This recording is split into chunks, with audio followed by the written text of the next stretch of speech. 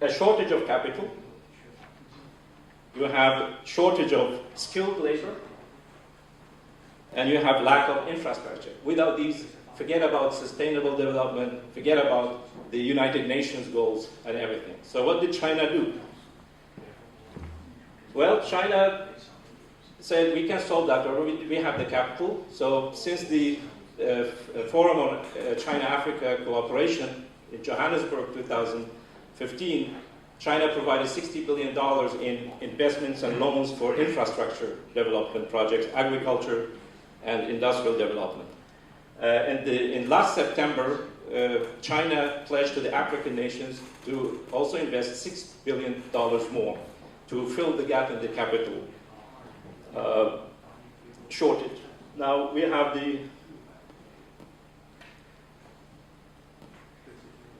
the question of the lack of skilled labor, which is a real problem in Africa, lack of education. So China emerged in a very dramatic way as the country which received it surpassed England and the United States in the number of African students studying in China. So it's now 50,000 per year. And these are the Anglophile countries where people speak English. Only France, because of its Francophone dominance in Africa, surpasses China in the number of African students studying in France.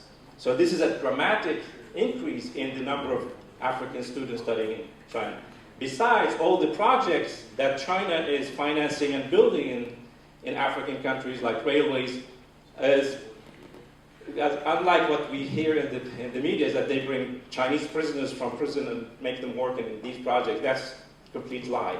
Most of the labor force used in these infrastructure projects in Africa are Africans. The management, most of it is African. Engineers, half of it are Africans. But in addition to the investment that the Chinese companies do, they educate the people to run these projects. These are the beautiful ladies who are now running the railway, the trains from Mombasa to Nairobi in Kenya.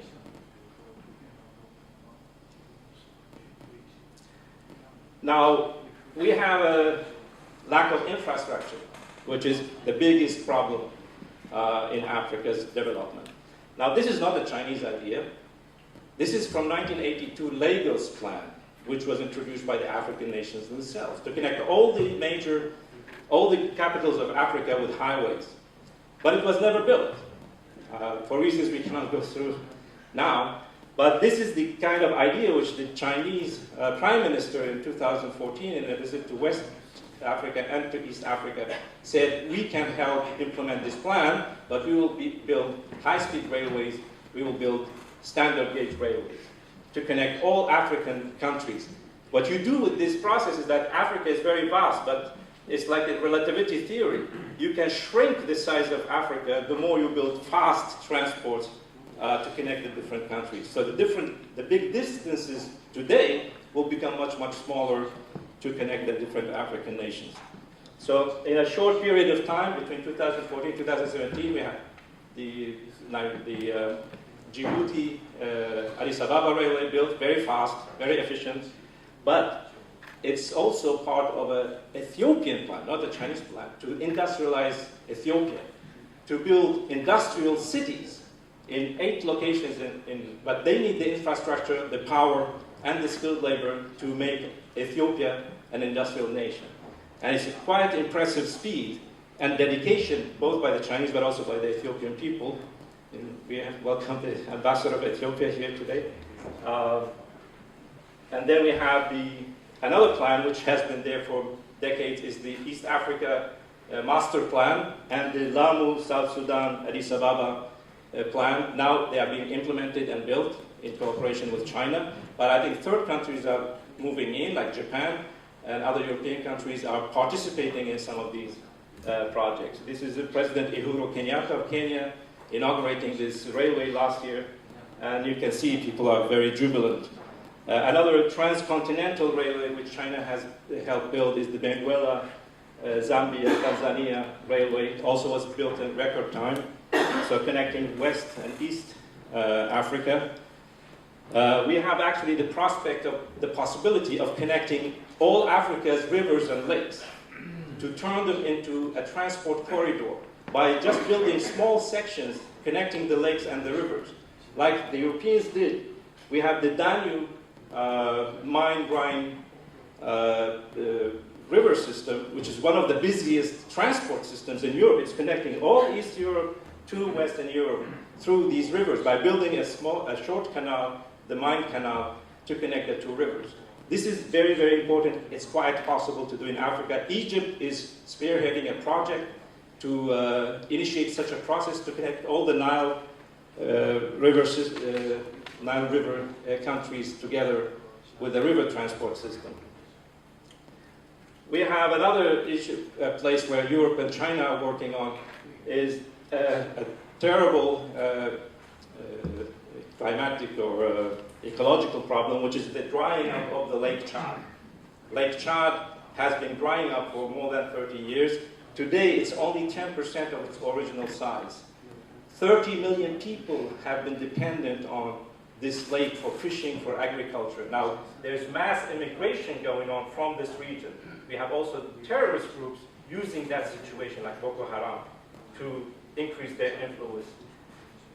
Now, there has been a project to solve this problem since the 70s, which is called the Transacqua. An Italian company, Bonifica, presented this already in 1972, but it was never built. It's to build a canal where we have the yellow area there to collect 5% of the Congo River tributaries in eastern Congo in a 2,000 kilometer long canal and make it flow into the Chari River and down to the lake. This way you can transport twice as much water as the River Nile to the Lake Chad. You can use the canal as a transport system. You can use the flow of the water in the Chari River for power generation. You can build new industries and connect these countries with a water system. And then when the Lake Chad is replenished, you can build agricultural areas. Now last year, we had an agreement between Chinese Sino-Hydro and Bonifica to start a feasibility study of that. The Lake Chad Commission countries have welcomed this project, and now Italy and China are working to study the project because there are many obstacles. The Congo have to accept this project, but this is a huge transformation of Africa, and you can see it's connected to the Trans-African transport system from Mombasa through the Central African countries to Lagos. So this project will transform most of that part of Africa, and it's possible to build now. Another issue is the lack of energy. In the Congo, we have the energy consumption per capita is 180 kilowatt hour per year. In Sweden, in comparison, it's 13,000 kilowatt hours per year. So a huge difference. 600 million Africans lack access to electricity. Now we have the Inga, the Congo River, we have this idea, which also has existed for many years, to build a series of dams to generate more than 40 billion megawatts of power. That's twice as much as the Three Gorges Dam my friend mentioned in China. So even in this project, China and a Spanish company, the Chinese hydropower company, and a Spanish company, they went together to form a consortium last year to start building the first series of these, which are about 11,000 megawatts of power. So this is a great example of a transformation taking place in Africa, but it brings China and European countries together for a good cause. So as we have said, if you don't have the tools of development, you cannot develop. And the tools of development is, as we mentioned, infrastructure, water, power, education, and so forth. And if Africa has the tools, Africa can develop itself. It's not like a Chinese project. This is an African vision, which is already in the Agenda 2063 of the African Union. There's a beautiful Sudanese proverb which says, we wish to give our children two things, deep roots and wings to fly. So it's a bit paradoxical because Africans want their children to fly, but not to Europe or die in the Mediterranean or in the desert in Libya. They want their children to fly with their character, their ability to build their countries. As the president of Ghana said, last year. So the transformation of Africa is now possible. It's happening. It's not something which is in the future. It is a vision, but that vision is being implemented. And this was solidified by the African Union. All African leaders, actually, except for one, went to the Forum on China-Africa cooperation last September in Beijing. Half of the African leaders went to the General Assembly in New York of the United Nations. That's how much value they place on their cooperation with China. Finally, I would like to present this image. This is a true image by NASA in 2015, nighttime. You can see Africa is very dark except for some spots. Not because there's nobody living there, that they don't have electricity. This is a good indicator of poverty. To the left is an image which I asked a friend of mine who's an artist to draw based on the ideas I have in my books and in our institution working on these. And he produced that image. Today we have Africa, 1.2 billion people living in Africa. By 2050 we will have almost 3 billion people in Africa. So Africa will be the biggest workshop in the world. It will be the biggest market.